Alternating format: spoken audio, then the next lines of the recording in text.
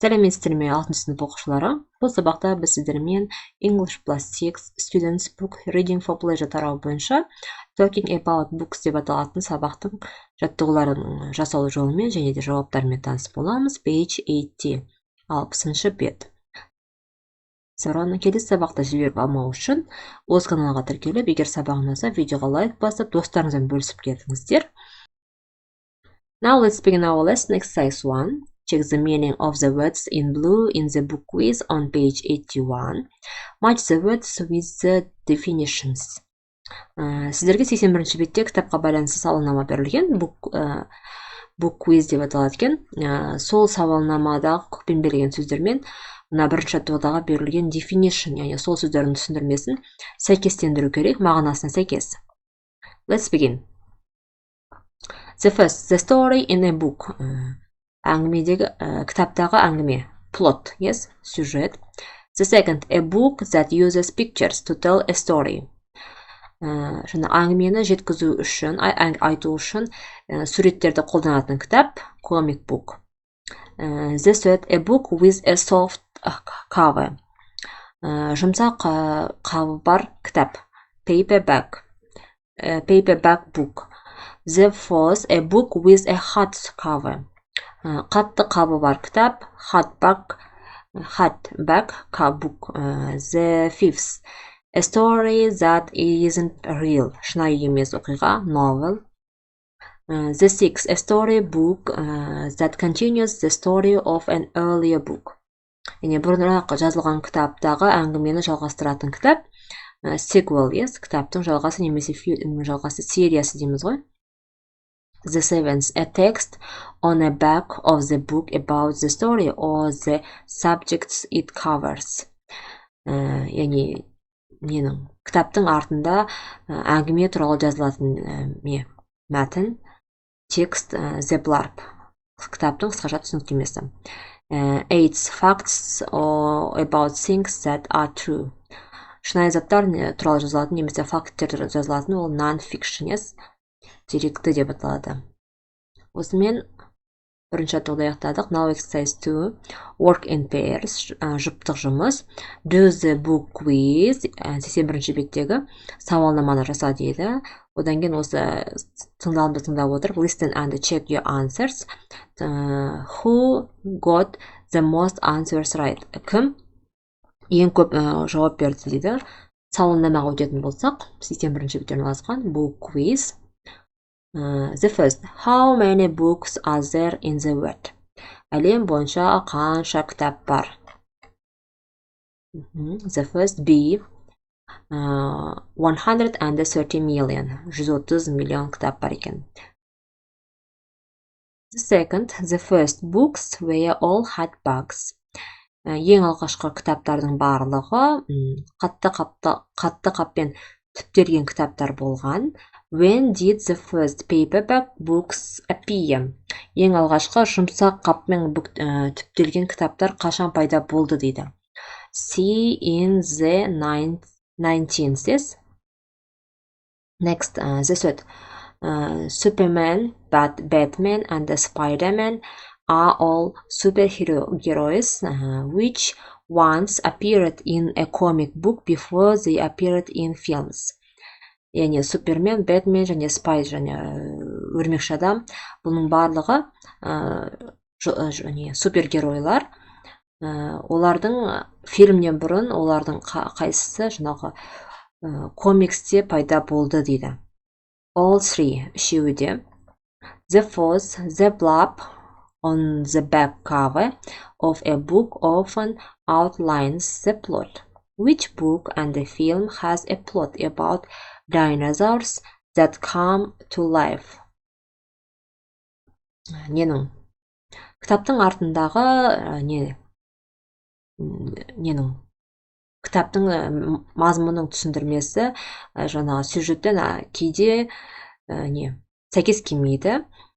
Қай кітап пен фильмнің сюжетінде динозаврларды жаңағы өмірге қайттан келді дейді. The fourth, A, Jurassic World, yes. The fifth, the longest sentence in a work of fiction is by the French author Victor Hugo in his book Les Miserables. How many words does the sentences have? Ең алғашқы ұзақ сөйлем, яғни сөйлем француздық авторы Виктор Хьюгоның кітабында, Les Miserables деп аталатын кітабында пайда болған екен. Оның жаңағы бір сөйлемде қанша сөз бар дейді. The fifth 823 words, яғни бір сөйлемде 823 сөз бар екен. The most expensive book is a work of non-fiction, The Codex Leicesters by Leonardo da Vinci. How much did someone pay for it on 11th November 1994? Ең қымбат деректі жаңағы кітаптың әлем бойынша ең қымбат кітап, бұл деректі кітап болған екен, оны Леонардо да Винчи жазған екен, Codex Leicester деп аталады. Оны 1994 жылы 11 қарашада біреу ең қымбат бағаға сатып алыпты. Сол қаншаға сатып алған дейді. The C 30,802,500. Next, the seventh, the American Mark Twain was the first writer to use a typewriter for his novel Tom Sawyer. When was this? Американдық Марк Твен деген жазушы ең алғашқы өзің Том Сойер атты романнан печатный машина арқылы жазған екен. Ол қай жылы болды дейді. 1876. Next, eighth, last one. What do the books Lord of the Rings and Harry Potter and the Prisoner of Azkaban have in common? Мына кітаптар, яғни Lord of the Rings, Властелин колец, Гарри Поттер және де Азкабан деген фильмдердің ұқсастығы неде дейді. They are both sequels of other books. Яғни бұлардың бәрі бір кітаптың сериялары екенес. Осымен book quiz деп аталатын сауалнаманы аяқтадық. Now exercise 3. Listen, яғни тыңдауды тыңда дейді. What are the people 1 to 5 talking about? There is one word you don't need. Яғни 1-ден 5-ке дейін 5 түрлі адамның әңгімесін тыңда дейді, және де олар не туралы айтып жатыр, соны табуларыңыз қажет. Бұл жерде бір сөз артық. The first. Бірінші адам hardback books туралы айтылып жатыр екен. The next, the blurb. The third, non-fiction. The fourth, a sequel. And the fifth, comic book туралы айтып жатыр екен. Now, exercise 4. Language point, prepositions in or in. Яғни in және де on деген preposition жемелік шалулардың қолдануына байланысты тапсырмалар берілген. Exercise 4. Look at the information about in and on. Then choose the correct prepositions in the sentence from the quiz. Бұл жерде кестеде сіздерге in және де on жемелік шалулардың қолдануына байланысты информация, мәлімет берілген. Осы мәліметтерге қарай отырып, және де сауалнамаға қарай отырып, сіздер төмендегі берілген сөйлемдерге дұрыс демелік шылау, яғни preposition дейміз ғой, in немесе on екеуінің біреуін таңдауыңыз қажет. Дұрысын. How many books are there in the world? Әлем бойынша қанша кітап бар? In. The second, the first paperback books appeared in the 19,000s. Ең алғашқы жаңағы жұмсақ қапты кітаптар 1900 жылы шыққан. The third, which of these superheroes first appeared in a comic book? Now, супергеройлардың қайсысы алғаш рет неде комикста пайда болды? The fourth, the longest sentence in a work of fiction in 823 words. Деректі жұмыста пайда болған ең алғашқы ұзақ сөйлемде 823 сөз бар. The fifth, someone bought the Codex Leicesters on 11th November 1994. 1994 жылы 11 қарашада біреу Codex Leicesterді сатып алды.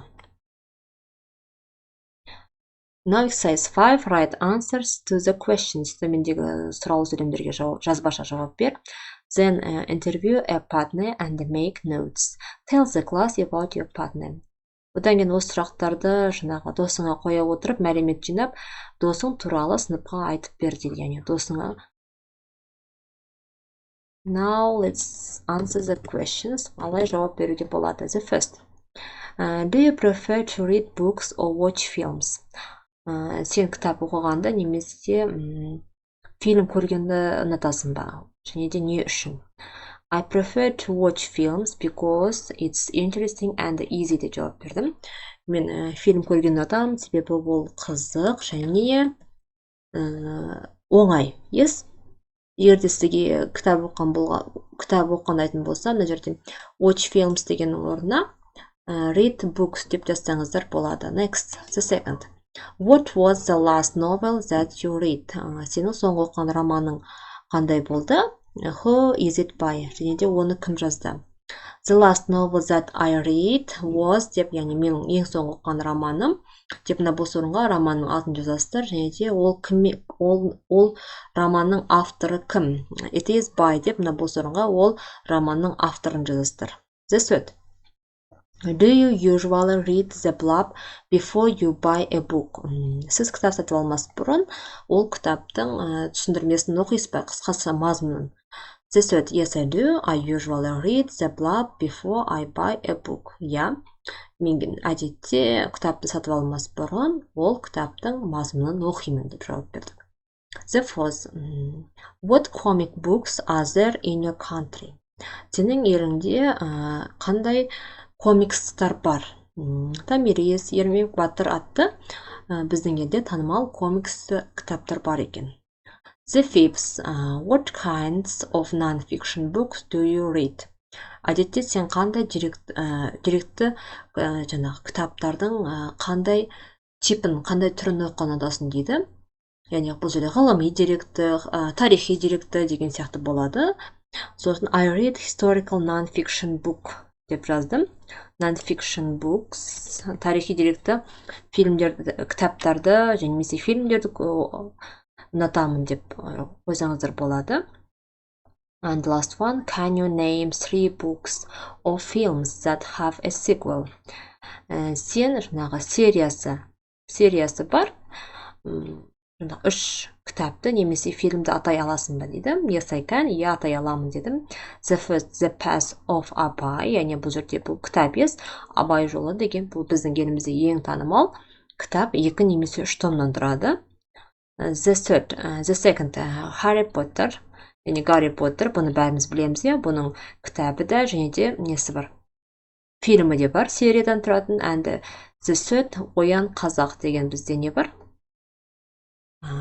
Жаңадан фильм шықты, бірнеше сериядан тұратын. Осылай жауап берсеңіздер болады. Осымен бұл сабақты аяқтадық. Егер сабақ ұнаса, видеоға лайк басып, достарыңызбен бөлісіп кетіңіздер. Goodbye.